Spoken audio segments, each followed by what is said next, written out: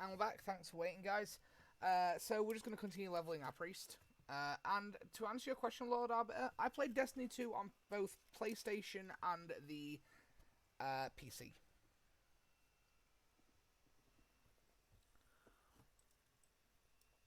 I only have up to Shadowkeep.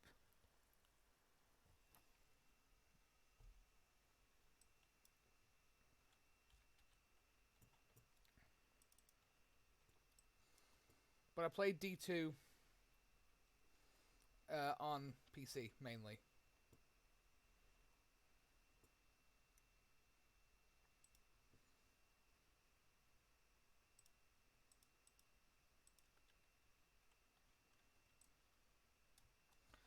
I'm going to keep queuing for dungeons because in my eyes, the content I'm going to be playing as a healer is going to be instance content mostly.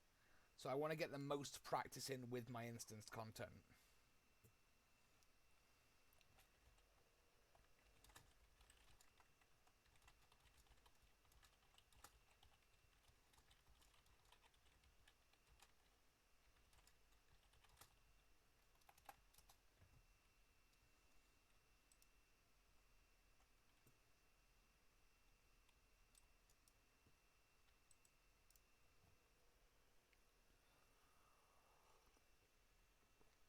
I think it is cross-platform. I think.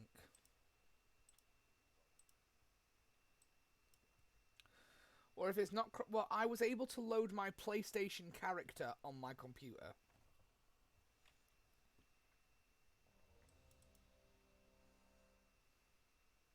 So...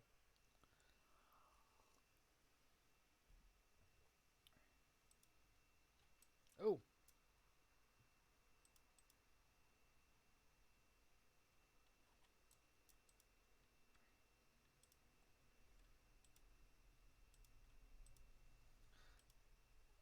I don't know if it is fully cross-platform, but I was able to load my character.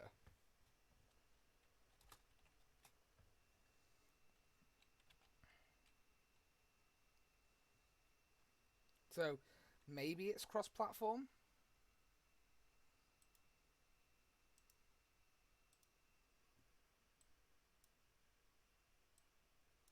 So... Yeah, it's a Void Elf.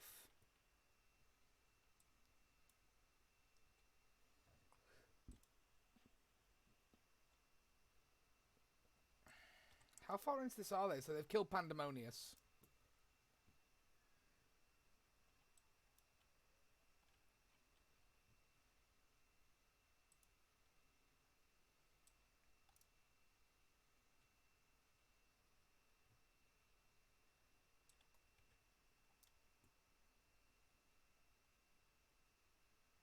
So they look like they're at Tavarok. Maybe you can. I'm not sure. Maybe. I don't know if it is or not. Maybe it is. I've got no clue. I would assume so, given that I could load my character. He says, hopefully. Uh...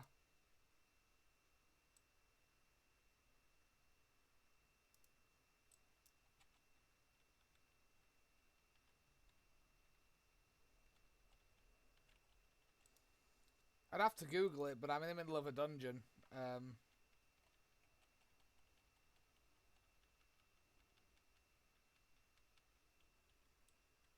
It's not. Nah, I was able to load my character, but I think the caveat is because it's through Bungie I was able to do that, not because it's cross-platform. That sucks, man. I'd expect it to be cross-platform, though, because why not, hey? Like, why not? Like, why not make that game cross-platform? That would be so much better. You get a much bigger community, and they wouldn't be dividing your pool of players that you could potentially match with for Crucible, Strikes, Raids, you know, the works. I think, realistically speaking, you're actually... I've got a feeling that Bungie will be well aware of that, and some of the stuff they're working on for Destiny in the next year plan that they have, which they do have another year plan. I can't remember what it is. I know they released some info about it. I've just not checked yet. I think what we're going to find is that they're going to do, especially with the fact that they're free of like what Activision were doing with them. I know it's Activision Blizzard, but I don't feel like Blizzard themselves had much to do with it. It was mostly Activision's "I like money," or at least that's my opinion on the matter. I'm not saying I'm a Blizzard shill, because that's certainly not the case.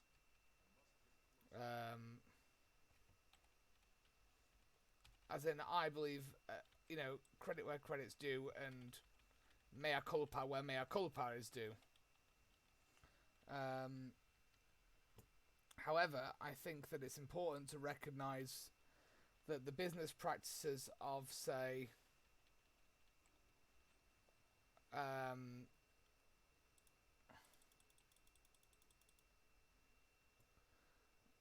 one might not be.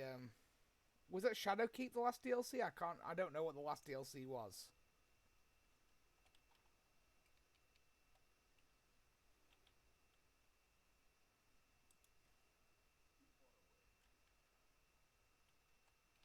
So I was playing during Shadowkeep, but that was about it. That was like last year, though.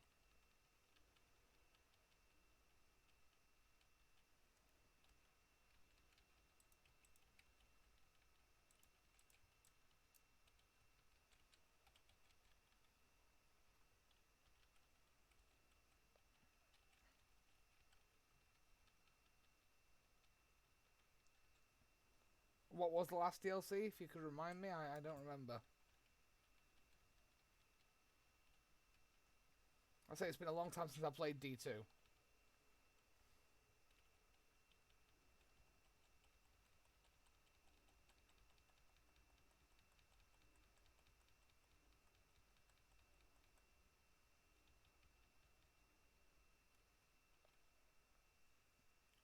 Forsaken. I thought it was Shadowkeep.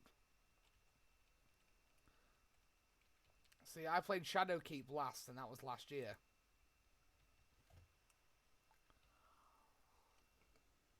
That came after Forsaken.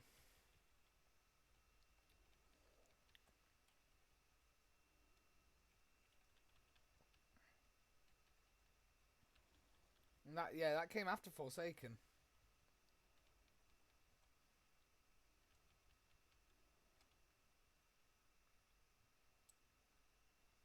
I'm sure it came after Forsaken.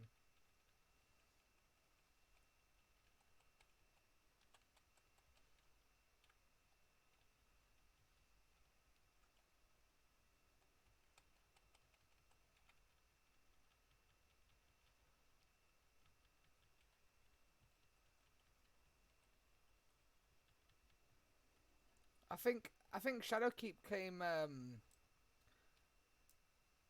have to have a look at the timeline, because I'm sure Shadowkeep was out after. Because I played Forsaken, then I played Shadowkeep.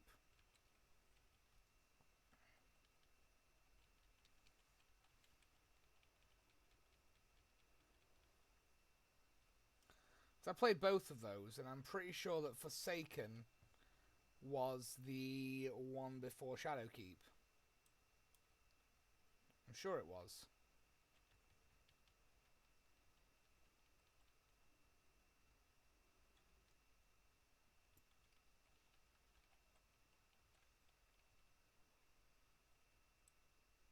Because, spoilers, but Cade isn't in Shadowkeep at all.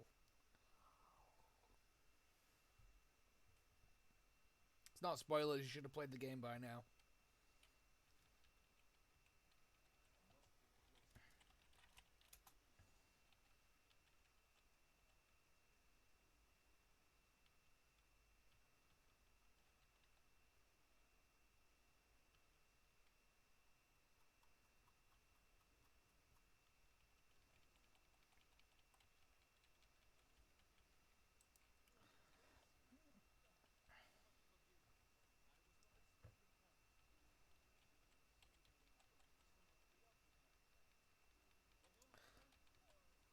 Oh, this is Prince Shafar, isn't it?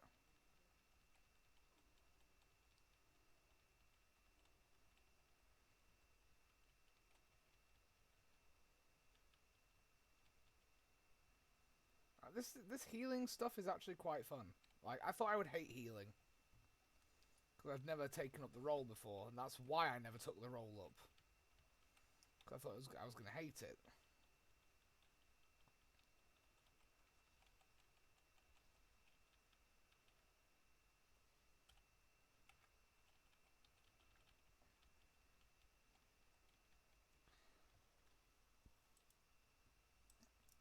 It's a bit like real-time Tamagotchi, in that you're keeping a dumb animal alive, but that dumb animal is the group.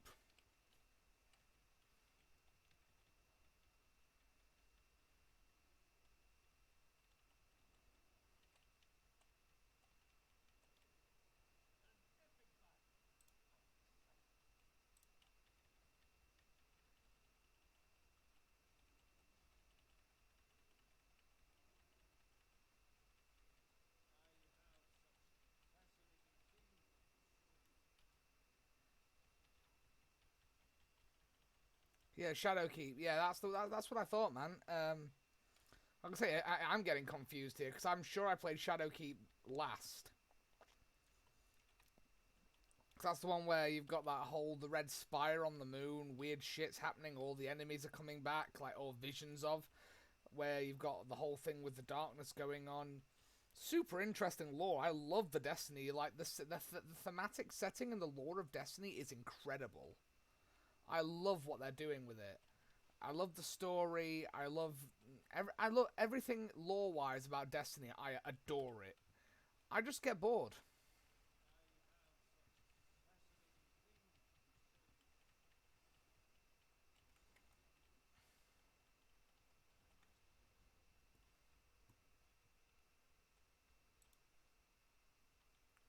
Like, I'll be honest, I adore Destiny's lore. I really do. But I don't enjoy the game enough right now.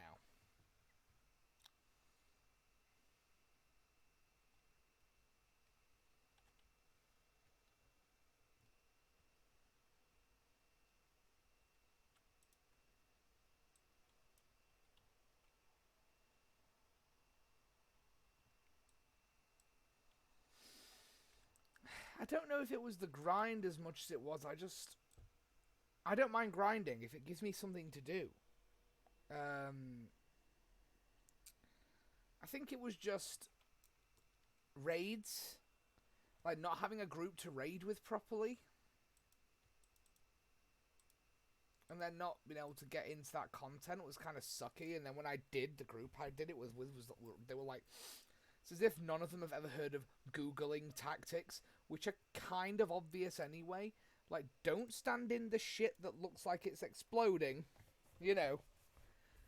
Like, there's some stuff where you shouldn't. It's pretty self-explanatory. Like, don't stand in the stuff that looks like it could kill you. If he attacks you and targets you, run away. It's like none of them have ever played a game where you have to think about the tactics of what you're doing. It's just run and gun, run and gun. It's like, no, no, no, no, no. It's like when you've played an MMO like World of Warcraft, like, obviously I've played this game quite a bit. When you go over to something like Destiny and there's some very minor tactics required for a fight, and people still can't follow that, it reminds me of playing... Well, it reminds me of LFR on WoW. Now, LFR's fine for what it is on World of Warcraft, which is looking for raid, if you're not familiar. If you're not a WoW player and you're just watching me talk about WoW. So LFR is fine. It's the tourist mode of raids. So LFR is raiding for people who don't raid in Warcraft terms. The problem with that is that works, except even the basic tactics of don't stand in the fire, or when the boss casts the big radius thing, get out of range, those things can still be quite easily ignored in terms of players just won't read it. They go into like autopilot. It's this really weird phenomena where, you know, just it's as if you're click. It's like when I accept quests where I'm going yeah, like approve, and then accepting the quest regardless of what it's asking me to do, and then go, oh, I don't want to do that afterwards. Like, that's fine, but in a raid,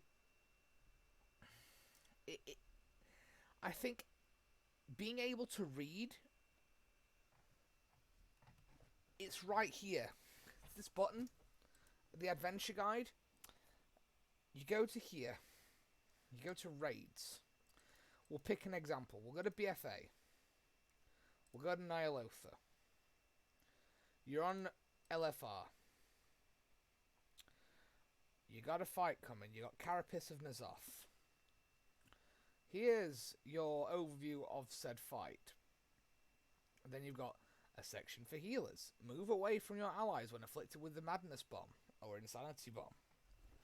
Eternal Darkness and Infinite Darkness inflict sanity loss and a high rate-wide damage. And upon losing their sanity, a player will become a servant of N'Zoth. Utilize the Ashtakama Shroud of Resolve during Stage 1 and 2 to recover sanity by Rathian's side.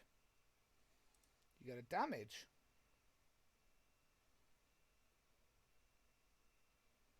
You got some tactics here. You get a tanks. Take turns tanking Fury and N'Zoth to avoid excessive Black Scar stacks. You know, it's not difficult to read that and go, okay, so I need to watch out for that.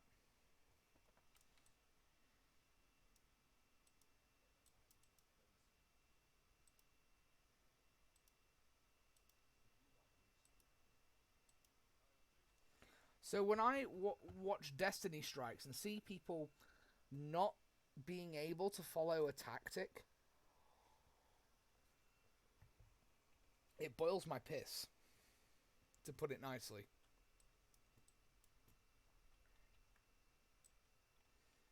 It makes me very angry.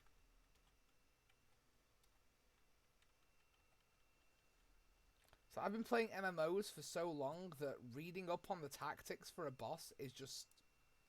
like, if you don't do that, you're not even doing the bare minimum.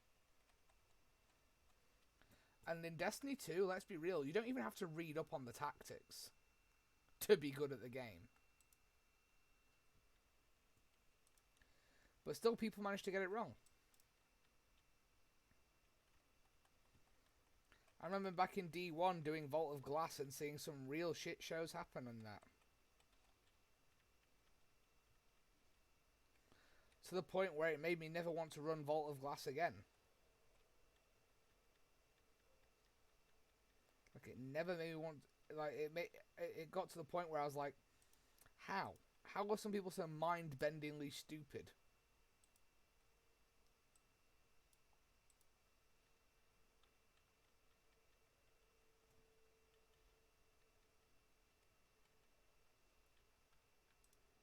Like, it pains me to think about it.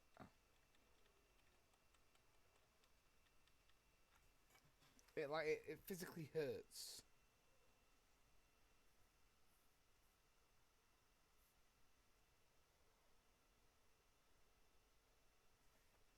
Sorry, guys.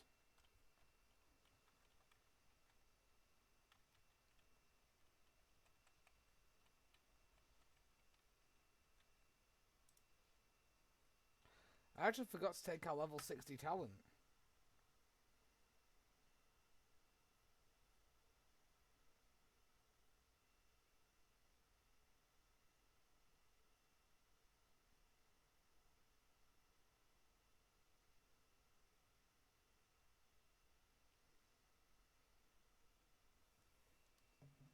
Let's see what we're going to do.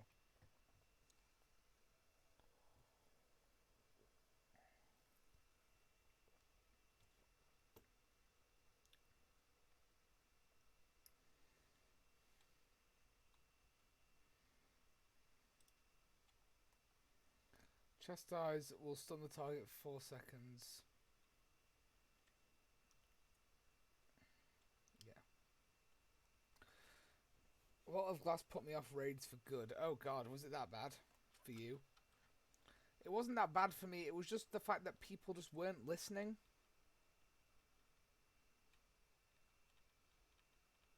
That's what frustrated me. It was the fact that people just don't listen. It's like, World of Warcraft taught me that tactics are not difficult to follow.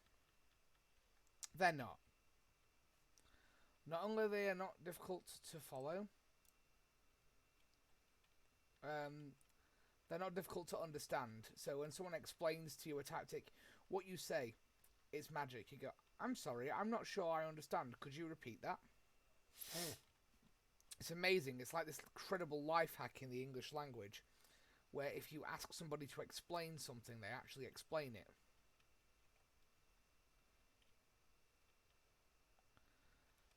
Like, I thought I'd just discovered, like, the fountain of youth, and I was like, you mean I can ask someone to repeat tactics to me? Me, big brain. It frustrates me that people just... Yeah, if I had more friends who played D2, I would definitely play it a lot more. There's only my buddy Jack who plays it now, occasionally, on PS4. Me, my buddy Jack, and my buddy Lee, we all had we had like a D2 clan going, just us three at one point, jokingly called Big Business Boys. And it was a joke about us being in the mafia. It was just a running joke about when we used to go out drinking, we used to pretend we were in the mafia. And it was but obviously things have changed since then, and it's like we haven't been able to go out drinking together for a while. I was thinking about this earlier, like, quarantine is... Now, I'm going to get sentimental for a minute. What quarantine has made me accept is that how much I actually miss the... I consider myself quite an introvert, and I find it hard to make friends sometimes. I'm not asking for the world's smallest violin or F's in the chat or anything like that. I just find it hard to maintain friendships because I have BPD and I'm socially awkward.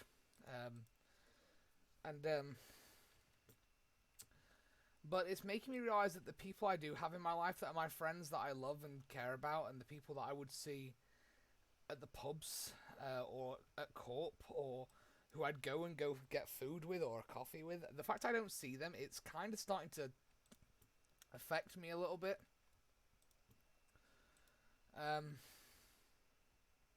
Nothing major, but it's starting to affect me a little bit. That I can't see them. I mean, some of my friends have had kids that I've not been able to, like, spend time with and see. Like, I'm a father and so are they, and I've wanted to spend time with them, and I've not been able to. And their kid's going to be, like, nearly older than I would like before the child gets to spend any quality time with me, especially when I'm a close friend of these people.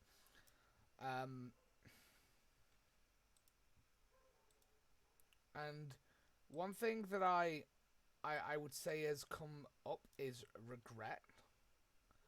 And when I say regret, not regret for anything in particular or any specific incident, but I regret not spending more time with my friends.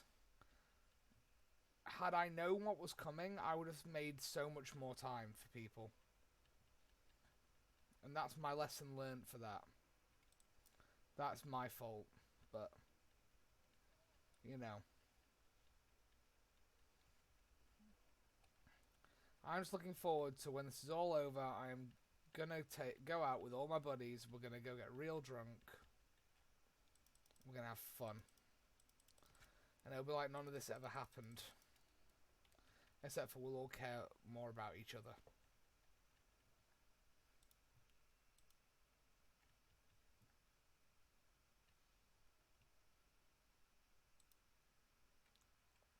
The long and short of that is I miss my friends.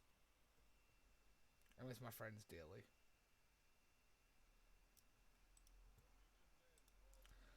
Because to some people it might be inconsequential that they don't get to see certain people in their lives, and that's fine.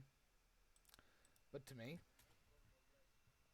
there are certain people in my life that I not depended on as such, because I don't need people, but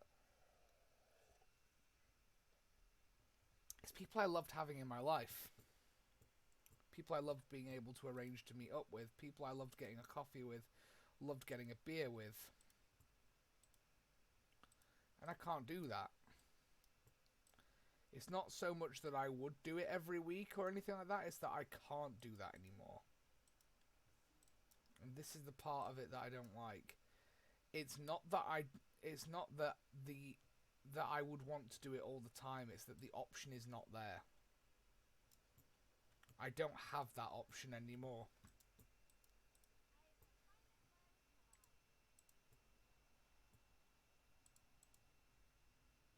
And that's the part of it that I don't like.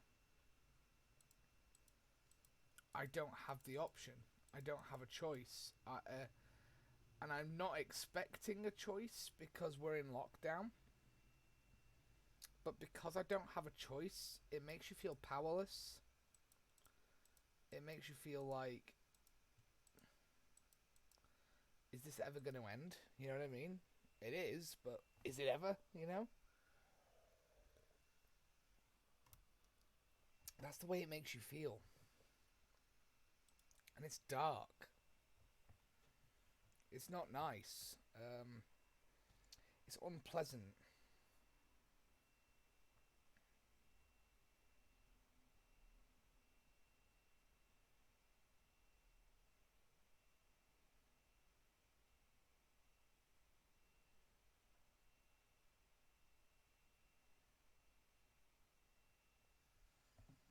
And, you know, this is just a reminder that I was prompted to think about this because my uncle lost his best friend to COVID-19 today.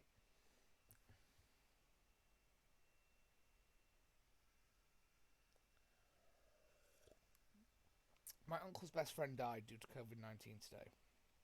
And what I want to say is I don't care how many people are watching and how many people do see this. It's don't miss the opportunity to tell the people in your life that matter that you love them.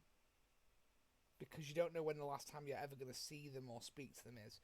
There are people in my life that I dread to think, what if that was the last time I'm ever going to see them? You know? And for him, that was the case. The last time he saw her was when they were at work. And she's dead. It's insane. And it's heartbreaking. Like, if I lost any of my close friends, hell, any of my friends, I don't know what the hell I'd do. I've already lost friends. Not to this, but to other things. And it's not it's not an easy pill to swallow at all.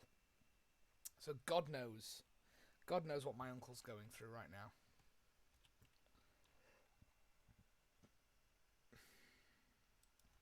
That got dark for a few seconds. Let's get the positive mental attitude back into this and do some more dungeons.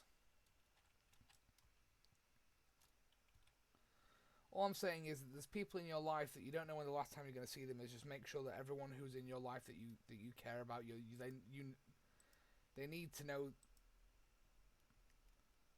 Don't hesitate to tell your friends that you love them.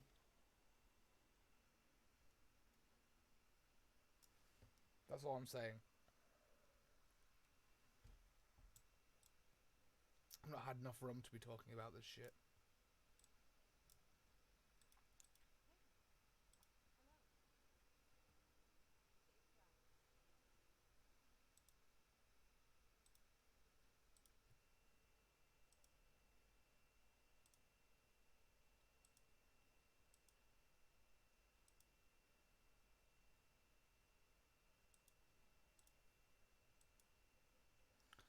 You know, at the end of the day, there's a certain level of sadness that comes with it all.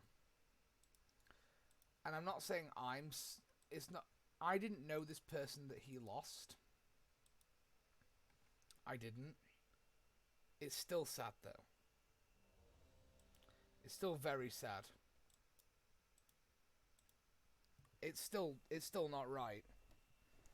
Like, we should never be put in this situation. But it's not anyone's fault.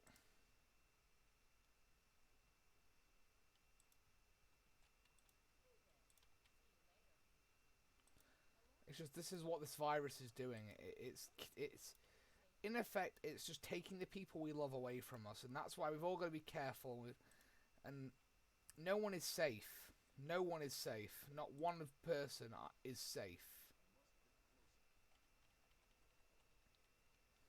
No one is safe from this illness. You know, there's no easy way to say it. No one's safe.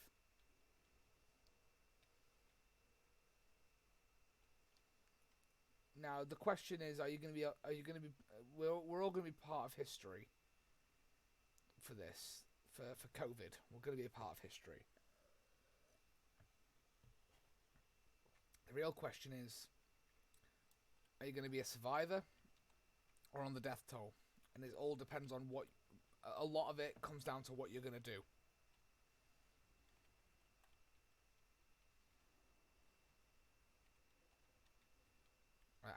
How you treat the situation. I'm not saying ignore politicians when they tell you to stay indoors. I'm saying be safe. Don't do anything stupid.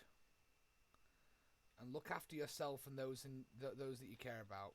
Just please. Just take care of one another. That's all I'm saying. Be kind. Take care of everybody. You don't know what's happening. I'm not bringing the mood of the stream down. I just wanted to just address that my uncle lost somebody who he cared about today. To this virus, and it's not fair.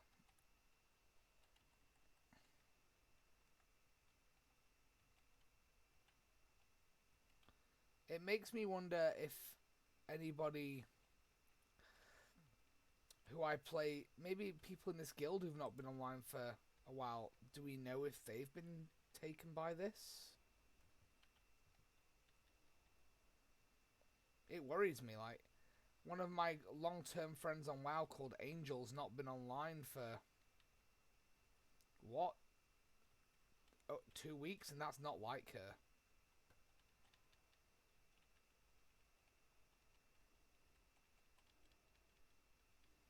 I mean, there could be reasons for that, but at the same time, I don't like it.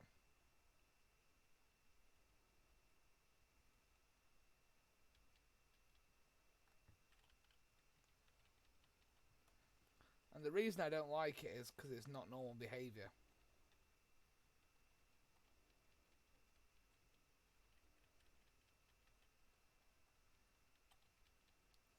And that's what bothers me about it.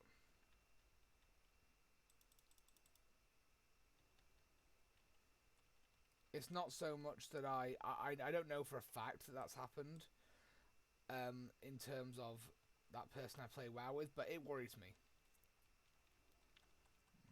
An unexpected absence from the guild, it's a little unusual for somebody who's been playing as long as I have.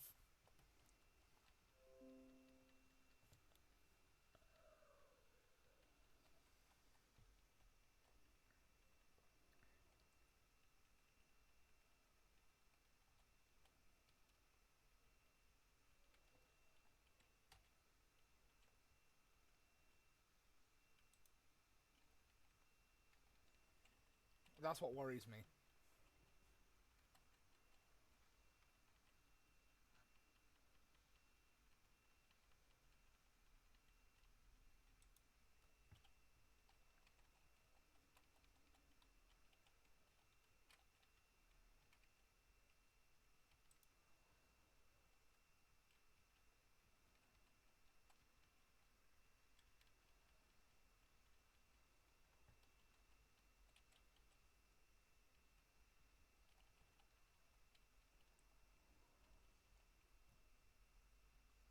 Oh, I'm dead.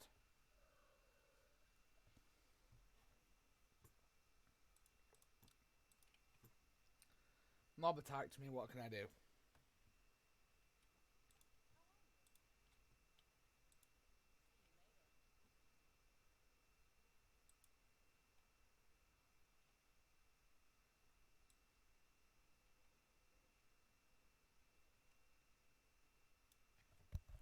I just think that, you know, we need to make sure that the people in our lives that we care about, just hold them close at the moment. That's all I'm saying. But not too close if they don't live in your house. 6 feet apart. You know the rules, and so do I. You wouldn't get this from any other guy.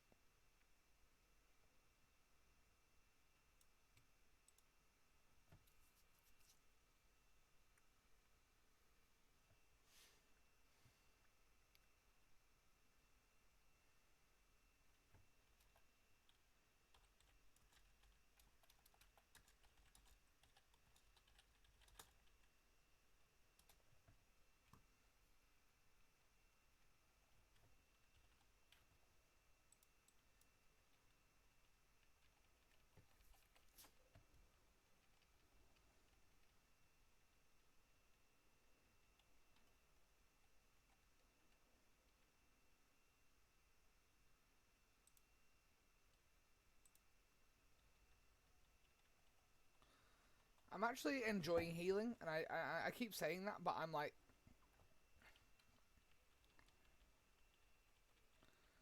if only your next door. What's wrong with your next door neighbor, dude?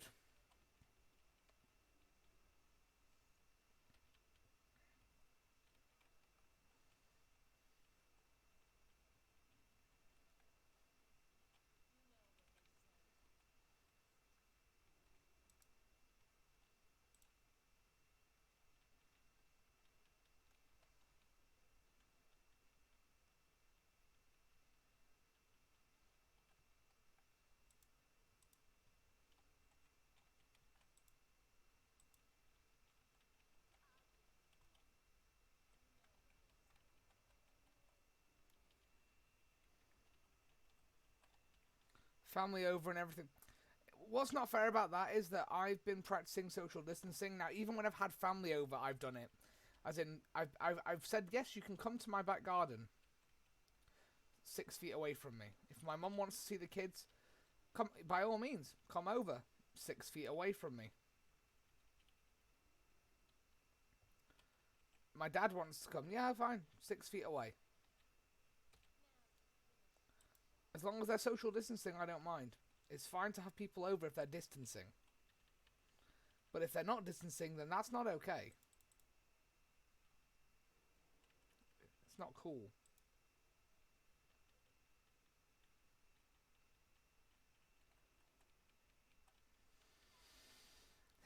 You see, that's the thing, man. There's people like that out there who are just being selfish. You know, I've not been able to go to the pub and see my friends. I've not seen any of my... I've not seen any of my fucking friends since this started. Except on a webcam.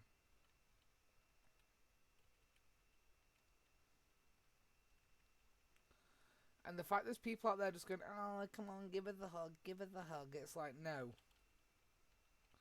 No, that makes me angry. That makes me angry for reasons that I can explain.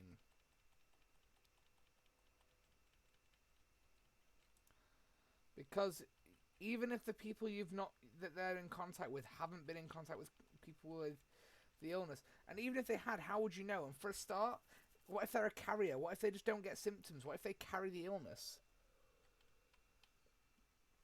What if they're still carrying the bug?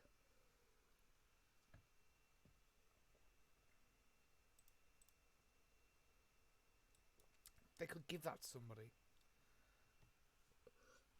It's about stopping the spread.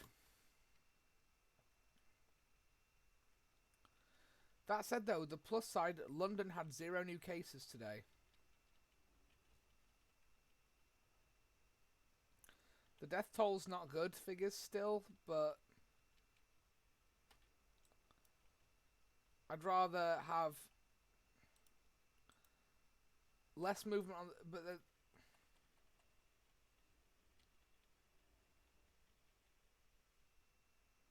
well, that's not very considerate.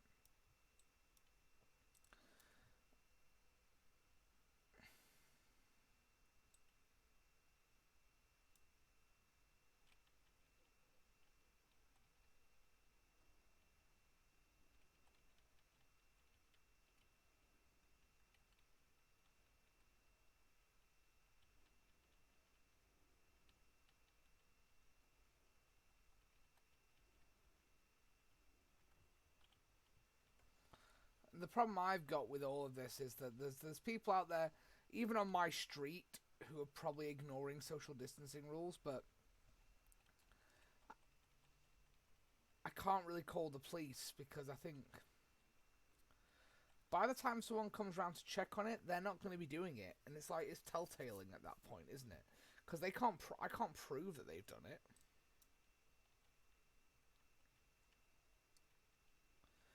Like some people, you could argue take pictures, I suppose, but then at the same time, I don't have my phone with me all the time.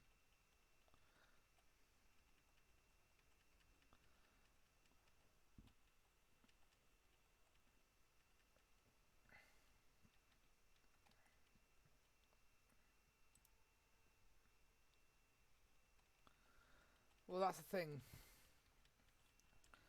The reality about the pandemic is you can only be responsible for what you do.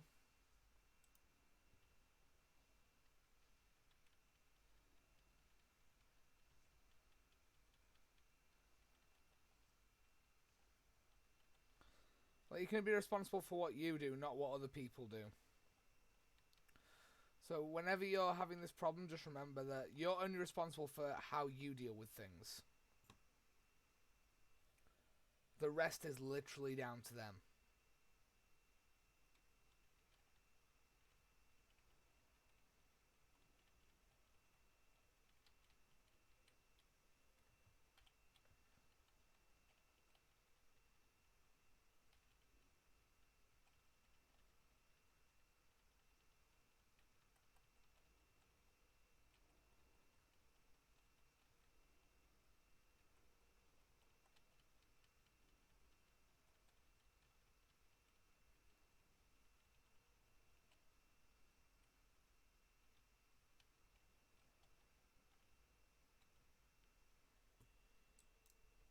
We've all had a bad neighbour. When I lived in a flat in Hillsborough, I had an awful neighbour. And the worst part was she was a teacher. And she was the neighbour from hell. Her and her boyfriend would argue, like, really loudly into the night. And it's like, that's, like, not entirely her control, except, you know, at 3 a.m.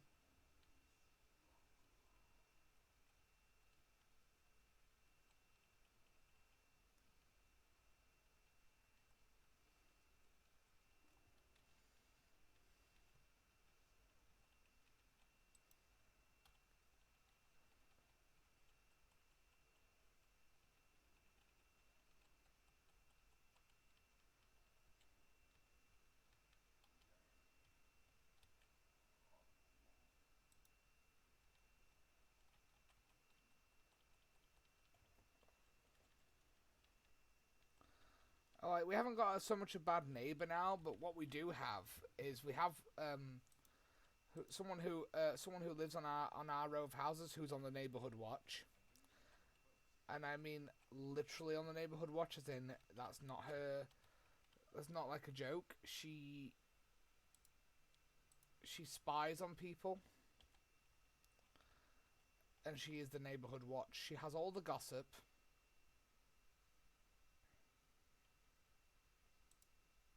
She's always telling people, "Oh, did you see what happened then? Did you see what they did? Did you see this? Did you see that?" And I'm just thinking, shut the fuck up.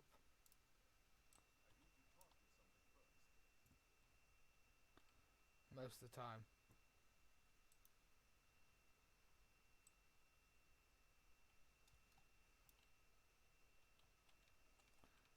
And, you know, there's nothing wrong with her. She's not a bad person. But she gets in other people's business, and she watches. Like, one thing she always does is complains about the bins. Like, if I leave my bin out, it's on bin day. If I don't collect my bin, like that morning after, "Oh, I just noticed your bin stop." Yeah, I don't always have time to collect my bin, especially if I'm working from home.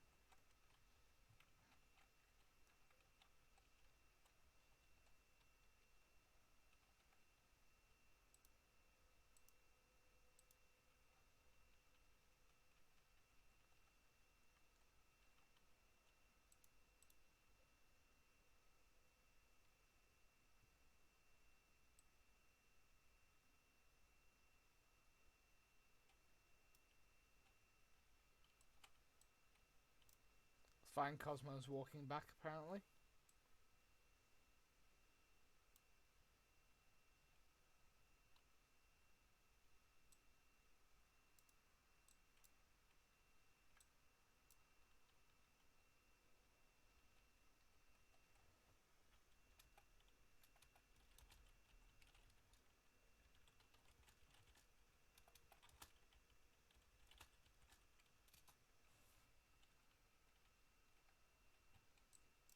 So it's like, yeah, I mean, that's the only thing. And the drama, and she's got drama with her neighbours, of course she does.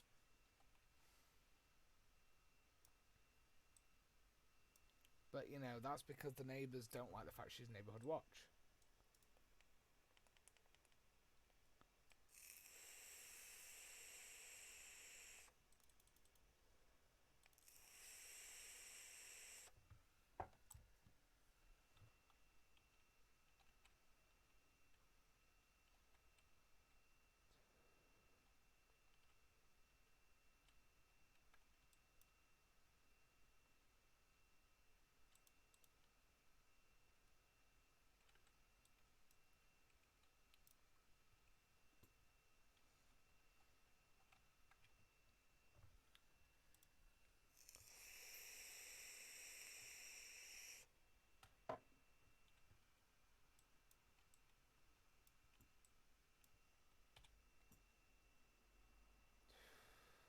What's the paladin doing?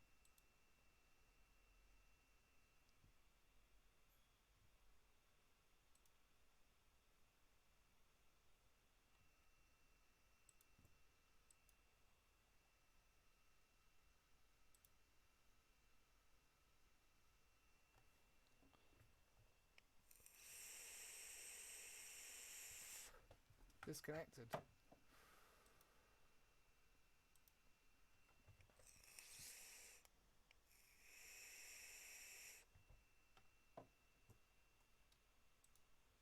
Just gonna cut this part down for YouTube and be right back.